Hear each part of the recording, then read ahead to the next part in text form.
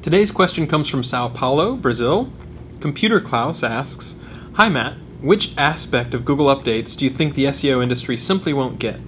Where do you see many SEOs spending too much energy on when they could be taking care of other things?" Okay, fantastic question. In fact, two really good questions, so I'll take them each in turn. Which aspect of Google updates do you think the SEO industry simply won't get? So there's a lot of answers I could give. One is the difference between an algorithm update versus just a data refresh. When you're changing your algorithm, the signals that you're using and how you weight those signals are fundamentally changing. When you're doing just a data refresh, then the way that you run the computer program stays the same, but you might have different incoming data, you might refresh the data that the algorithm is using. That's something that a lot of people just don't seem to necessarily get. But a bigger one that they don't seem to get is, I've seen a lot of accusations after Panda and Penguin that Google is just trying to increase its revenue. And let me just confront that head on. Panda, if you go back and look at Google's quarterly statements, they actually mentioned that Panda decreased our revenue. So a lot of people have this conspiracy theory that Google is like, oh, they're making these changes to make more money. And not only do we not think that way in the search quality team, we're more than happy to make changes which are better for the long-term loyalty of our users, the user experience, and all that sort of stuff. And then if that's a short-term revenue hit, then that might be okay, right? Because people are going to be coming back to Google long-term. So a lot of people, it's a regular conspiracy theory. Google did this ranking change because they want people to buy more ads. And that's certainly not the case with Panda. It's certainly not the case with Penguin. And so it's kind of funny to see that as a meme within the industry. And it's just something that I wanted to debunk that misconception.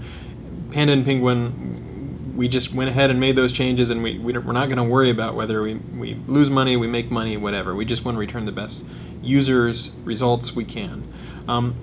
And the mental model you should have is we want to have the long-term loyalty of our users. We don't want to lock users in, so we have data liberation. People can always get their own data back out of Google. And if we just choose short-term revenue, that might make some money in the short term, but historically we've had the long-term view.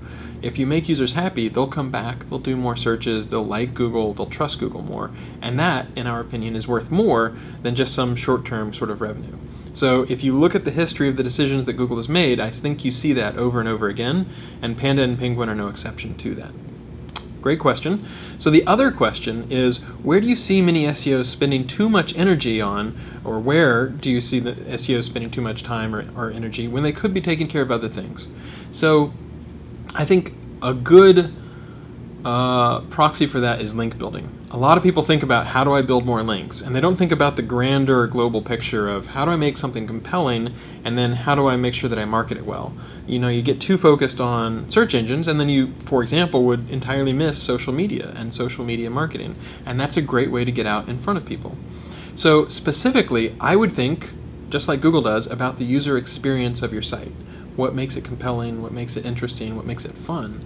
Because if you look at the history of sites that have done relatively well, or businesses that are doing well now, you can take anywhere from Instagram to Path, even Twitter. There's a cool app called Yard Sale, and what those guys try to do is they make design a fundamental piece of why their site is advantageous to go to.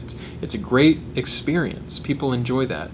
So you could not just pay attention to design, you could pay attention to speed or other parts of the user experience. But if you really get that sweet spot of something compelling where the design is really good, where the user experience just flows, you'd be amazed how much growth and traffic and traction you can get as a result. And it's kind of funny. You can think about a site like Craigslist, which is a fantastic site. A lot of people use it. It's been around forever, and a lot of people find it incredibly useful. But for a long time, their user interface, their experience, has been relatively static. And what you see is new generations of startups who are saying, okay, well, if Craigslist is going to have that static interface, here's one way I might try to make it better, or here's one area that Craigslist doesn't tackle that I can make look really nice. And it's kind of interesting. If you and your website is not moving forward and thinking about how to improve the user experience, other websites will be thinking about how can I do that better, and they might surprise you. So great questions. I think a lot of people, there's a lot of people on web forums or Black Hat web forums do have the conspiracy of like Google's making this change because they want to make money or they want to sell more ads. That's definitely not the case. And then where do you see people spending too much energy? People do focus a little on search engines and specifically on link building, when I would focus more on the user experience, especially the design, and then the broader sort of marketing effort. So sorry, such a long video, but there was a lot of really interesting stuff packed into a couple questions, and just wanted to tackle that.